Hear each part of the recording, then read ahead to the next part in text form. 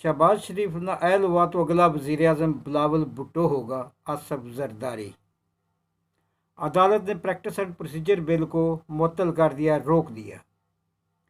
8 रुकनी larger bench ने governor state bank को हुक्म दिया है कि 21 अरब रुपए डायरेक्ट इलेक्शन कमीशन को मुंतकिल कर दिए जाए ताकि इंतखाबी अखराजात जो हैं वो पूरे किए जा सके।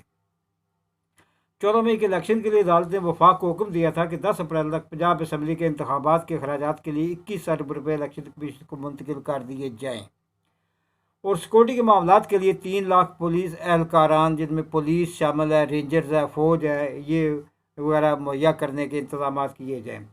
इलेक्शन कमीशन ऑफ पाकिस्तान को ये पाबंद किया गया था कि अगर वफाकी हुकूमत 10 अप्रैल तक फ़ंड्स और सिक्योरिटी प्लान मुहैया नहीं करती तो सुप्रीम कोर्ट को उसे फ़ौरन आगाह किया जाए। 11 अप्रैल को इलेक्शन कमीशन ने फिर सुप्रीम कोर्ट को आगाह किया है कि वफाक की तरफ से फ़ंड्स और सिक्योरिटी प्लान मुहैया नहीं किया गया। 14 अप्रैल को सुप्रीम कोर्ट ने secretary election commission Umar Ahmed Khan, secretary खजाना अहमद यकूब शेख, सेक्रेटरी कानून Raja Naeem Akhtar, governor state bank Jameel Ahmed और अटारनी जनरल मंसूर उस्मान आबाद को ज़ाती हैसियत से तलब कर लिया है। ये सारे मुतल्लिका लोग हैं जो ख़जाना और सिक्योरिटी से रिलेटेड हैं। इस सिलसिले में चीफ जस्टिस साहब ने 8 रुकनी लार्जर बेंच तश्कील दे दी है, जिनमें Umar Ata Bandial Sahab chief justice, mister justice Ijazul Hasan, justice Munib Akhtar, justice Mazahar Ali Akbar Naqvi, justice Mohammad Ali Maskar, justice Ayesha Malik, Mrs justice Ayesha Malik, justice Hasan Azhar Rizvi और जस्टिस शाहिद वहीद ये शामिल हैं। बेंच का नोटिफिकेशन 12 अप्रैल को रजिस्ट्रार इशरत अली के दस्तखत के साथ जारी हुआ। हालिया दिनों में इख्तलाफी नोट लिखने वाले 4 जज साहिबान को, जिनमें मंसूर अली शाह, जस्टिस अतहर मिनल्ला, जस्टिस या अफरीदी और जस्टिस जमाल खान मंदोखेल हैं, इनको 8 रुकनी बेंच का, इन 4 जजेस को 8 रुकनी बेंच का हिस्सा नहीं बनाया गया। अदालत ने तकरीबन 1.25 घंटे से ज़्यादा वक्त तक समाअत की और इसके बाद जुम्मा का वक्त हो गया तो कहा गया कि बाकी कार्रवाई बाद में सुप्रीम कोर्ट की मस्जिद में नमाज जुम्मा अदा करने के बाद की जाएगी, बाद फिर समाअत होगी और बाद अज नमाज जुम्मा चीफ जस्टिस की सरबराही में समाअत दोबारा शुरू हुई। नमाज जुम्मा से पहले जो समाअत हुई उसमें अटारनी जनरल ने कहा था कि पार्लियामेंट ने इलेक्शन कमीशन को 21 अरब रुपये अदायगी का हुक्म नहीं दिया तो वफाकी हुकूमत ये रकम कैसे दे सकती है।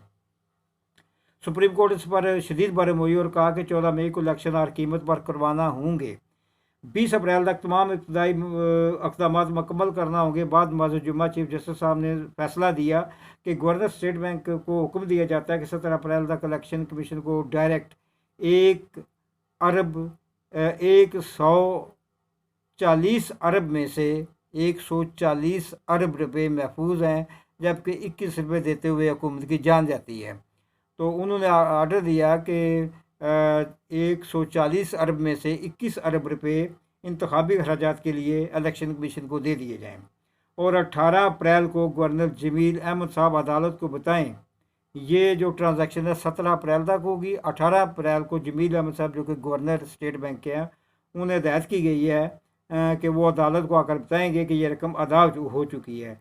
13 अप्रैल को सुप्रीम कोर्ट के 8 रुकनी लार्जर बेंच ने फैसला दिया था कि supreme court practice and procedure bill 2023 पर अमल दरामद रोक दिया गया है क्योंकि ये सुप्रीम कोर्ट के दायरा इख्तियार में मुदाखलत के बराबर है।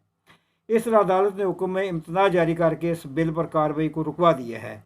जियो न्यूज़ पर एक इंटरव्यू में आसफ अली जरदारी साबिक सदर पाकिस्तान ने कहा है कि अगर शहबाज शरीफ को नाअहल कर दिया गया तो बिलावल भुट्टो नया वज़ीर आज़म होगा। उन्होंने जनरल बाजवा के बारे में कहा कि जनरल बाजवा ने मैं ऑफ़र दी थी कि अगर आप तहरीक अदम इत्तेमाद वापस ले लें या तहरीक अदम इत्तेमाद पेश ना करें तो मैं इमरान खान साहब कहता हूँ कि वो भी आपको इस्तीफ़ा दे देगा, तो फिर आप इलेक्शन में, लेकिन आपको इलेक्शन में जाना होगा। लेकिन हमने जनरल बाजवा की ऑफ़र कबूल नहीं की। हमें पता था कि ये इमरान के साथ मिलकर 2035 तक यानी कि अगले 10 साल तक हुकूमत में रहने का प्लान बनाकर आ रहे हैं। बाजवा साहब ने हमें कहा कि अगर आप कहें तो मैं 5 मिनट में मार्शल लॉ लगा सकता हूँ, जिसके जवाब में आसफ जरदारी ने कहा कि अगर आप मार्शल लॉ लगाना चाहते हैं तो लगा दें।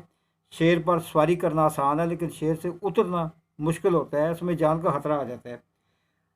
अगर ऐसा है तो बिस्मिल्लाह करें, लगाएं माशाल्लाह, तो और हम भी घर चले जाएं, जाकर खेती बाड़ी करेंगे।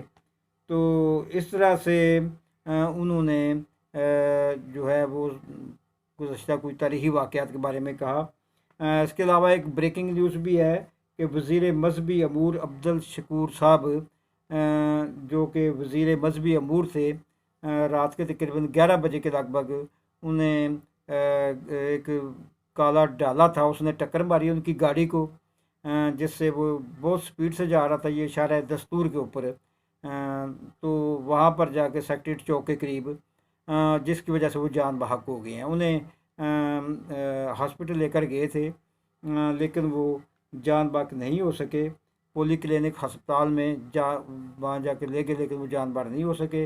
इस तरह से वफाकी वज़ीर मज़हबी अमूर जनाब अब्दुल शकूर साहब अब इस दुनिया में नहीं है। इन्ना लिल्लाहि व इन्ना इलैहि राजिऊन। अल्लाह ताला सबको महफूज रखे। खुदा हाफिज़।